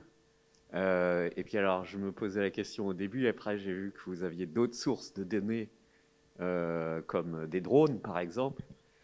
Et dans ce cas-là, comment est-ce que j'arrive à superposer, si on veut, une image prise par un drone avec une prise par un satellite? Je fais comment pour corréler les deux? Ouais, bah merci pour cette question très intéressante. Donc en réalité, ça dépend ce qu'on cherche à faire. Est-ce que on va entraîner une IA pour une tâche particulière? Est-ce que la tâche de l'IA, ça sera d'être capable de reconnaître des objets ou de classer des objets dans une image satellite ou dans une image drone, par exemple? Donc on va faire l'hypothèse que on veut travailler avec des images, on veut l'entraîner pour qu'elle soit capable de travailler sur des images satellites. Dans ce cas-là, le drone est un atout, mais c'est pas du tout évident de pouvoir caler l'analyse de données, enfin les survols drones par rapport au survol satellite. Hein. Ça, c'est les questions de fusion de données sont, en fait, j'en ai pas parlé dans les exemples de travaux de recherche, mais la fusion entre deux capteurs différents, c'est un sujet de recherche en soi. Donc il y a des travaux qu'on mène dans l'équipe sur des réseaux qui sont capables de prendre en compte deux images différentes, une image de drone, une image de, enfin pas une image de drone, mais on a fait avec deux types d'images différentes, avec potentiellement des décalages un petit peu, pour être capable de gérer ça. Ensuite, alors, je ne vous ai pas montré là, mais sur la base MNIST avec les chiffres, on s'est rendu compte que même des chiffres très bruités, le réseau pouvait être capable de reconnaître. En réalité, nous, on a l'impression que c'est bruité ou que c'est pas bruité, mais en fait, le réseau, il s'appuie que sur les exemples qu'on lui donne. Donc, si on entraîne une IA avec des exemples qui sont bruités, il n'y aura pas de souci. La difficulté, elle va plutôt être, si les images sont très bruitées, comment l'utilisateur humain est capable de comprendre ce qu'il y a dedans pour donner le bon exemple à l'IA. Là, il y a un certain nombre de travaux, on mène des travaux sur la minimisation de l'effort en fait, humain pour entraîner les IA, peut-être, comme j'ai présenté quelques exemples, en utilisant des réseaux qui n'utilisent pas d'annotation. On a fait, alors, l'exemple que j'ai présenté sur les véhicules où on reconstruit en fait les voitures à partir de quelques pixels. La solution qu'on avait utilisée là, c'est de se dire, on va prendre une image qui a une bonne qualité et on va artificiellement en générer une image qui a une mauvaise qualité. Et grâce à ça, on va entraîner le réseau à faire le chemin inverse. Merci.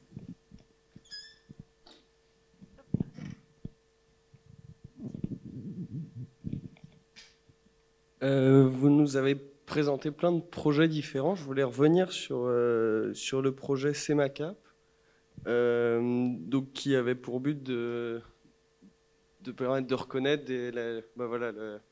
la mégafaune. Ma question était, est-ce que toutes ces données que vous avez il y avait tel individu, telle espèce à cet endroit-là, à ce moment-là, est-ce que ces données, elles sont utilisées après pour quelque chose, sur, je sais pas, pour les oiseaux, l'impact des éoliennes, des choses comme ça?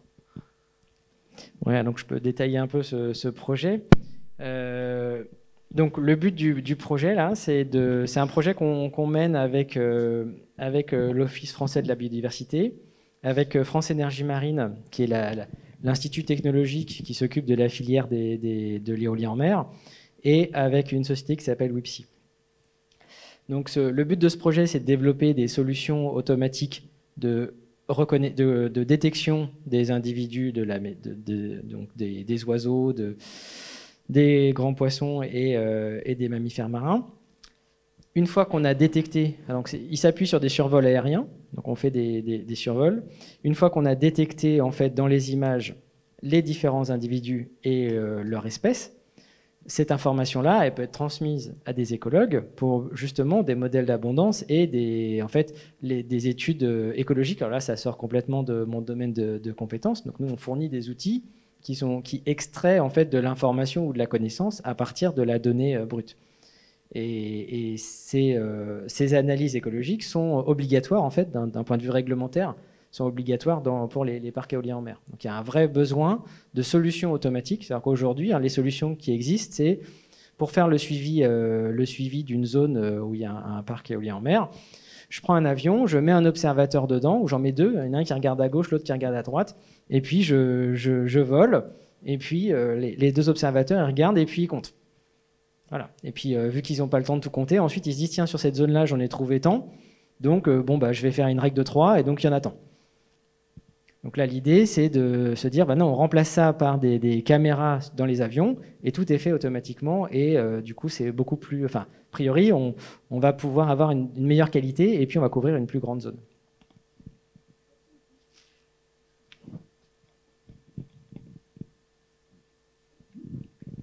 Une question au bout, évidemment. Toujours comme ça.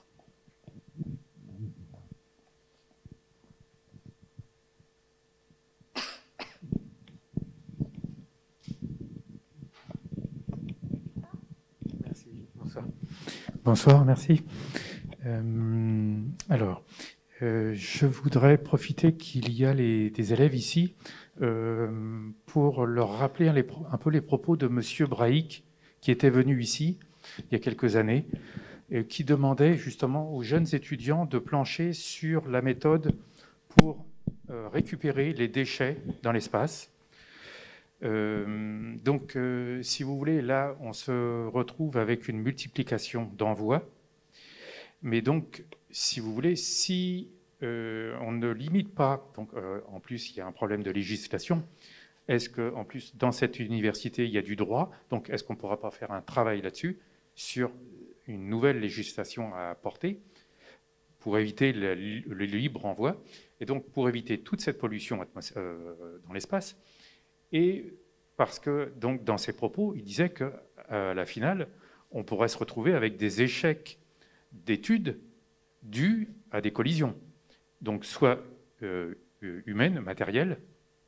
Donc voilà, je ne sais pas si c'est prévu dans vos études. Et donc, comme pour la nature, on arrive un petit peu à évoluer sur la destruction, enfin contre la destruction programmée, on arrive à mettre des méthodes de compensation. Donc c'est ce qui a été un petit peu étudié pour différents aéroports, des choses comme ça. Donc on pourrait peut-être prévoir qu'à chaque envoi de fusée ou de matériel, eh bien, on devrait récupérer l'équivalent. Vous voyez ce que je veux dire? Je vous remercie. Merci pour la remarque. Alors là, c'est sûr que je sors complètement de mon domaine de compétences. Donc deux choses. Alors est-ce qu'à l'Université Bretagne Sud, dans les travaux en droit, on s'intéresse au droit spatial? On est dans la faculté de droit, sciences, économie et gestion, mais je ne pense pas que ce soit une discipline, enfin une thématique de l'université. Quand bien même ça serait une thématique de l'université, je pense que là, c'est vraiment compliqué, ce problème. Il ne dépend pas juste des travaux d'une équipe de recherche. Les enjeux sont énormes, mais en plus, on est confronté à une dérégularisation du marché spatial, parce que les programmes institutionnels par la NASA, par l'Agence spatiale européenne, ils sont programmés pendant longtemps, ils sont planifiés, il y a le nombre de satellites, il reste faible, puisque les satellites coûtent très cher. Mais à côté de ces gros satellites qui coûtent cher, et ces missions qui sont planifiées sur des dizaines d'années, les tout petits satellites qui coûtent finalement peu cher. Donc je ne pense pas qu'on l'ait à l'UBS, mais il est possible. Il y a des projets d'étudiants dans d'autres universités pour fabriquer de tout petits satellites, des CubeSats, nanosats, pour les envoyer dans l'espace. Donc il y a des universités qui entraînent leurs étudiants et hop, on peut envoyer un satellite dans l'espace, un de plus. Et donc il y a des entreprises qui déploient, alors moins dans le domaine de l'observation de la Terre, mais surtout dans le domaine des télécommunications, mais l'observation de la Terre également un petit peu, des constellations avec pas un satellite, mais des dizaines, des centaines, des milliers de satellites, tout petits. Donc c'est sans doute un vrai enjeu politique aussi dans les décennies à venir. Mais là, voilà, en tant qu'informaticien, on travaille sur les données, on fait ce qu'on peut avec ces données, et puis on essaye d'avoir des algorithmes qui soient raisonnables, on va dire, parce que bien sûr, il peut y avoir des dérives, mais on ne peut pas aller beaucoup plus loin, quoi.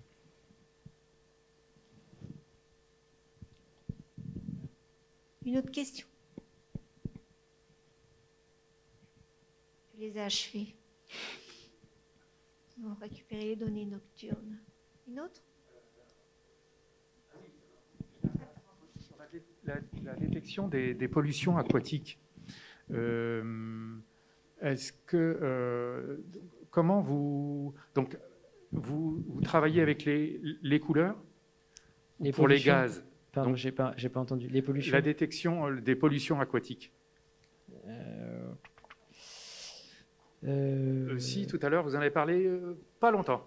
Donc, d'ailleurs, c'était en étude sur une des demoiselles derrière, je crois, avec l'agriculture. Demoiselle derrière. Donc, je voulais en venir justement sur cette détection des cultures. On pouvait aussi, par ce biais, arriver à détecter la monoculture, vous voyez ce que je veux dire, et pouvoir essayer de gérer ça d'une façon plausible, quoi. Alors oui, j'avais une question. En fait, là, si je peux rebondir par rapport à la remarque, parce que je lis un peu entre les lignes, la recherche en informatique, en intelligence artificielle appliquée à l'observation de la Terre, elle vise à résoudre des problèmes scientifiques qui ensuite peuvent fournir des outils. Une fois que les problèmes scientifiques sont résolus, on peut obtenir des outils qui vont fournir des connaissances sur l'état de la planète. Ça peut être sur l'état des parcelles agricoles. Ensuite, nous, en tant qu'informaticiens, notre rôle s'arrête là, et c'est charge aux politiques publiques de s'approprier du coup ces outils pour du coup conduire, pour faire leur job, je vais dire, et donc ces outils-là peuvent être utilisés par les gouvernements, par les agences pour le suivi, le respect de la régulation, de la réglementation, etc. D'accord. Alors, et donc toute la collecte des données, des paramètres, il faut bien des humains quand même pour obtenir tout ça. Comment ça fonctionne? Alors, c'est assez variable. L'avantage qu'on a en fait en observation de la Terre par rapport aux images que j'ai présentées tout à l'heure avec les images d'ImageNet où on avait, si je reviens sur cette base-là, avec 1 million d'images, donc il y a eu des annotations manuelles de chacune des images. Est-ce que cette image c'est un chat, un chien, un tournesol, etc. En observation de la Terre, on peut faire la même chose, se dire ce pixel c'est une route, ce pixel c'est un arbre, ce pixel c'est etc. Mais vous avez vu, je vous ai expliqué que l'image de l'Orient c'est 160 millions de pixels. Donc là, si vous commencez à noter chacun des pixels, ça va être long. Donc l'avantage qu'on a en observation de la Terre, c'est qu'il existe déjà certaines cartes. Donc on peut utiliser ces cartes pour entraîner nos réseaux. On peut aussi, en fait, on développe des solutions où on n'a pas besoin de donner des exemples partout. Ici, si je prends sur cette image, je n'ai pas forcément besoin de dire à mon réseau, ici c'est de l'eau, ici c'est de l'eau, ici c'est de l'eau, ici c'est de l'eau, et lui faire sur tous les pixels. Il a compris. Je lui donne quelques exemples, et peut-être que ça suffit. Donc on travaille sur des... C'est un vrai problème pour les réseaux de neurones profonds, le nombre d'exemples dont ont besoin les réseaux pour trouver leurs meilleurs paramètres. Et donc, on conduit beaucoup de travaux dans l'équipe pour limiter l'effort fourni par les humains. D'accord. Merci. a 3 questions, je crois. Une au milieu et Je puis vais passer de là. par là d'abord.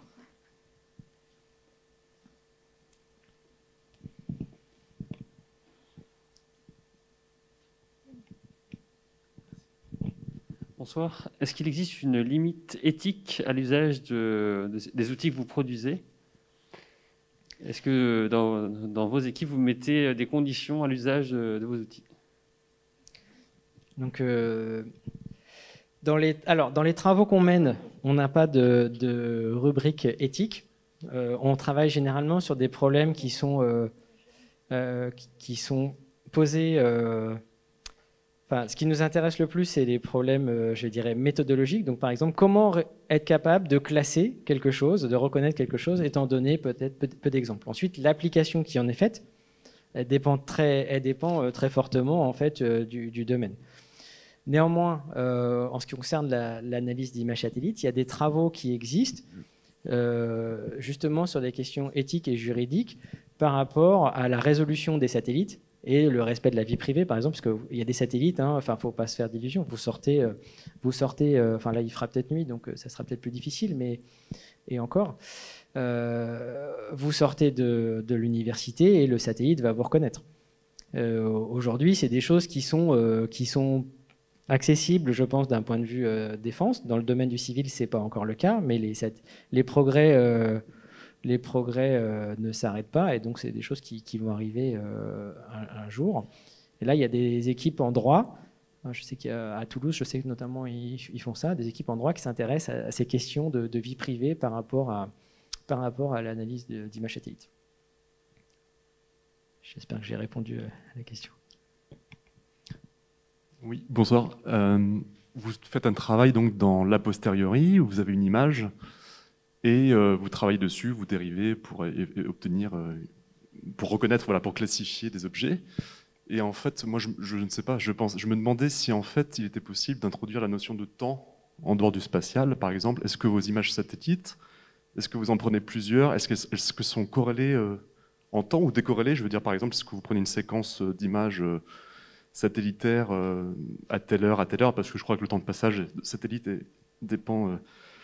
Voilà, ma question en gros, c'était est-ce que vous faites un travail presque de prédiction au niveau du temps? Est-ce qu'il est possible, notamment en météorologie, en fait, je pensais par exemple au suivi des cyclones, des choses comme ça, en dehors de la classification des nuages et autres objets, mais c'était plus sur une notion de temps. Voilà, est-ce qu'il est possible d'introduire une notion de temps dans le principe du machine learning, enfin en tout cas des réseaux de neurones CNN, des choses comme ça. D'accord, merci pour la question. Alors effectivement, j'ai présenté plutôt à part sur ce transparent où il y a, et puis celui sur la 3D où il y a plusieurs dates, le reste des exemples étaient sur une seule date, mais l'intelligence artificielle, les réseaux de neurones ne sont pas du tout limités à une analyse d'images statiques. Il y a une spécialiste des séries temporelles dans la salle, dans l'équipe. Donc il y a des travaux dans l'équipe de recherche Obélix spécifiquement dédiés à l'analyse de séries temporelles d'images satellites. Alors, analyse de séries temporelles d'images satellites, on peut faire plusieurs choses. On peut effectivement faire de la classification, c'est l'exemple ici. On peut prédire des rendements agricoles, si on reste dans le contexte agricole. Tout ce qui est modèle météo, évidemment, c'est des choses qui sont possibles. Alors nous, on fait pas. Aujourd'hui, en tout cas, on n'a pas de projet sur ces sujets-là, enfin sur des questions météo. On peut faire de la prédiction de feux de forêt, par exemple. Si on a observé pendant 2 jours, 3 jours, et puis qu'en plus on a des informations sur les vents, on peut mettre tout ça dans un modèle. Alors pas uniquement un modèle numérique, mais un modèle guidé par les données, type réseau de neurones, qui va être capable de prédire un peu donc l'évolution du front du feu de forêt, ce genre de choses. Ouais, moi j'avais une autre question. Je me demandais comment vous gérez la marge d'erreur de l'intelligence artificielle. Je veux dire, parce que moi j'y connais pas grand-chose, mais quand je vois l'exemple que vous avez donné avec les voitures là, où il y avait seulement quelques pixels de couleur et qu'à la fin on obtenait une identification de voiture ultra précise, je me dis mais il doit y avoir une marge d'erreur incroyable, quoi. Donc nous, dans nos travaux de recherche, donc on essaye de développer des solutions qui soient les meilleures possibles, et avec une approche scientifique qui consiste évidemment à pas fermer les yeux et à être capable de quantifier les performances, mais aussi les limites des approches. Donc tout, là, je ne vais pas montrer des tableaux avec des chiffres, mais en informatique, l'évaluation standard, mais elle était moins visuelle, c'est de fournir des tableaux avec des métriques de précision. Cette méthode, elle marche à 90%, celle-ci, elle marche à 70%, et puis on a défini comment on sait que c'est 90%, 70%, qu'est-ce que ça veut dire. Donc c'est systématique dans toutes les publications scientifiques. On va évidemment quantifier la performance des méthodes. Je n'ai pas mis les tableaux de chiffres parce que c'est pas... sinon il m'aurait fallu 3 jours de présentation. Donc je l'ai passé sous silence, mais naturellement on s'intéresse à ça. Ensuite, le transfert en fait d'une solution de laboratoire vers une application qui sera utilisée de façon opérationnelle par une collectivité, un gouvernement, enfin une agence, une entreprise. Là, ça va dépendre évidemment du niveau de performance. Si vous arrivez en disant mon IA elle est super, elle fonctionne à 30%, bon, personne ne va l'utiliser.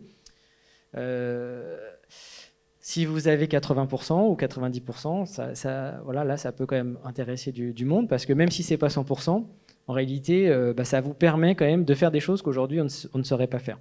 Donc, ensuite, il faut que la question de l'incertitude, elle est importante, du coup, d'où les travaux aussi qu'on mène sur la capacité à dire là, je suis sûr, là, je ne suis pas sûr. Ça, c'est aussi une information importante pour ensuite utiliser les solutions de façon opérationnelle.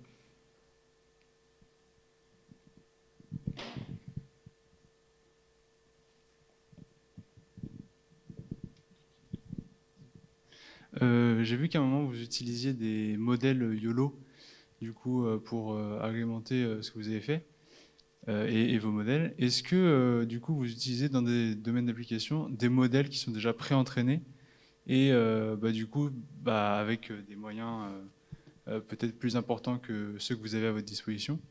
Et dans ces cas-là, est-ce que ça augmente du coup considérablement vos résultats? Ouais, c'est une très bonne question. Alors peut-être pour juste expliquer plus largement en fait la question, hein. Je vous ai donné tout à l'heure je vais recontextualiser un peu. Je vous ai expliqué que entraîner le super réseau de neurones à 213 millions de paramètres, ça avait coûté. Alors ça c'est donc un réseau de neurones qui s'appelle Transformer qui a 213 millions de paramètres, avec en plus une recherche, donc Neural Architecture Search, une sorte d'étape au-dessus qui va trouver quelle est la bonne architecture du réseau. Combien de couches? C'est pas juste trouver les paramètres, mais c'est aussi trouver le nombre de couches, les connexions, enfin l'architecture du réseau, le nombre de neurones dans chaque couche, etc. Ce truc-là, il est énormément coûteux, évidemment. Donc, je l'ai dit tout à l'heure. Et donc, dans la communauté scientifique et dans l'appropriation, je dirais, de la technologie, il est tout à fait possible de reprendre un réseau qui a déjà été entraîné. Ça veut dire un réseau pour lequel, par exemple, un réseau qui fait de la classification, qui fait de la régression, pour lequel, en fait, on a trouvé le bon jeu de paramètres. Donc, si je reprends l'exemple avec les images là sur ImageNet, hop. Voilà. Ce réseau ici, donc à 62 millions de paramètres, il a été entraîné pour être le plus optimal, on va dire, sur ces données-là. Donc ça veut dire qu'on a trouvé quelles étaient les valeurs optimales des différents W, des différents B. Il y en avait 60 millions, il y en avait beaucoup. Donc si demain, en fait, au lieu de reconnaître des chats, des chiens, on veut reconnaître des images qui sont des images satellites, est-ce que cette image, elle correspond à telle culture? Est-ce que cette image, elle correspond à tel arbre, à telle route, etc. On peut, au lieu de refaire un réseau, de repartir du début, on va pouvoir utiliser ce qui a déjà été fait. Donc ce réseau sur lequel il y a eu beaucoup d'efforts qui ont été perdus, 5 jours pour trouver les 60 millions de paramètres, on peut le réutiliser comme une base pour trouver nos bons paramètres à nous sur nos images satellites.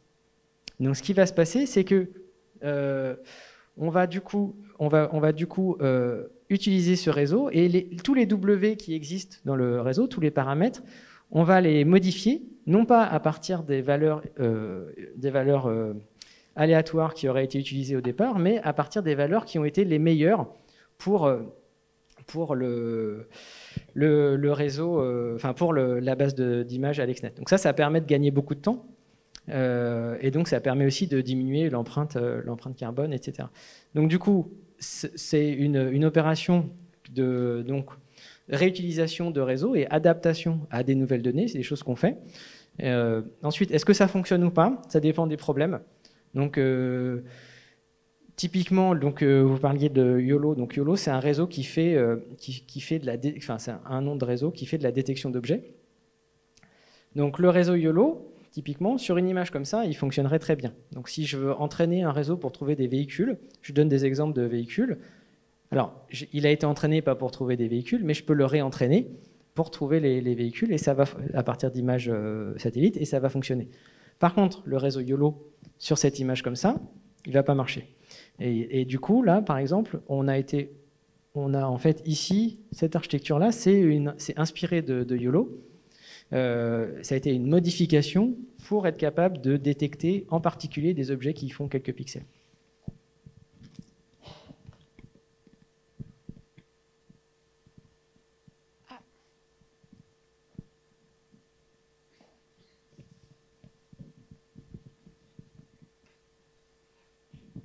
Vous parliez de la fiabilité. Que peut-on penser de la fiabilité sur la reconnaissance faciale? Merci de la question. Encore une vaste question et inquiétante. Hein. Oui, mais alors, effectivement, les algorithmes de reconnaissance faciale sont les mêmes. Alors c'est aussi pour ça que je voulais, même si ça m'a pris beaucoup de temps, je voulais démystifier un petit peu ce qui se passe dans les réseaux de neurones. En fait, les algorithmes de reconnaissance faciale,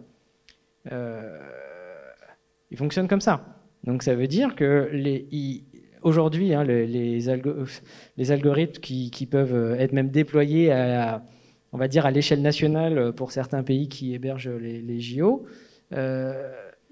ils fonctionnent avec des neurones qui sont agencés en couches. Donc c'est juste des opérations mathématiques, donc des produits, des sommes, avec des millions d'images qui ont permis de trouver les valeurs optimales des W ou des paramètres B. Donc, est-ce qu'il faut craindre en fait ces solutions? En fait, le problème ne vient pas de l'algorithme, on va dire. Le problème vient plutôt de choses, de l'usage. Et là, ça dépasse les informaticiens. C'est des questions de droit et d'éthique. Et les questions ensuite il y a aussi une question de biais, c'est-à-dire que si j'entraîne mon réseau avec des exemples bien particuliers, le réseau, donc l'intelligence artificielle, ne va faire que reproduire les exemples que je lui ai donnés. Donc là, je déborde un peu de la reconnaissance de visage, mais je pense que c'est quand même un petit peu lié sur les dangers un peu de l'IA, entre guillemets. Le biais, il existe par les exemples qu'on donne à l'intelligence artificielle. Si je donne, par exemple, si j'utilise une intelligence artificielle pour un problème qui n'est pas éthique, ou si j'entraîne une intelligence artificielle avec des exemples qui sont choisis de façon non éthique, évidemment, il y aura un problème. Et le problème, il ne vient pas de l'intelligence artificielle en elle-même, il vient de l'utilisation qui en est faite.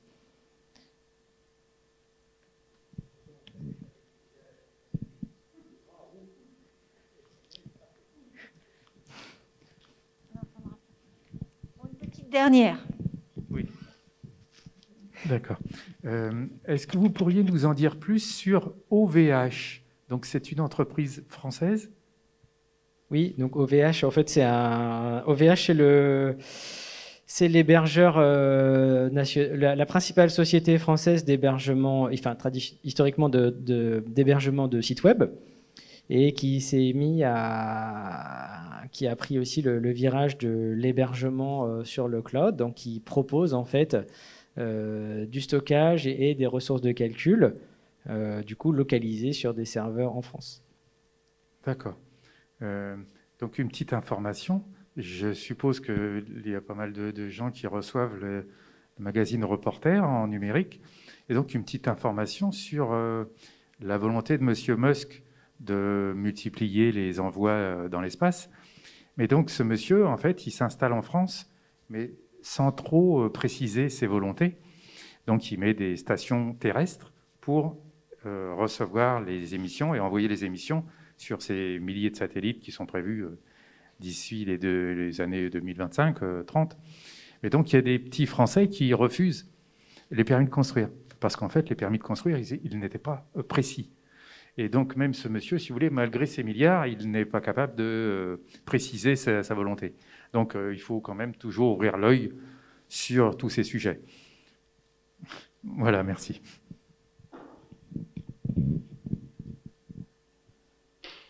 On a fait le tour. D'autres questions?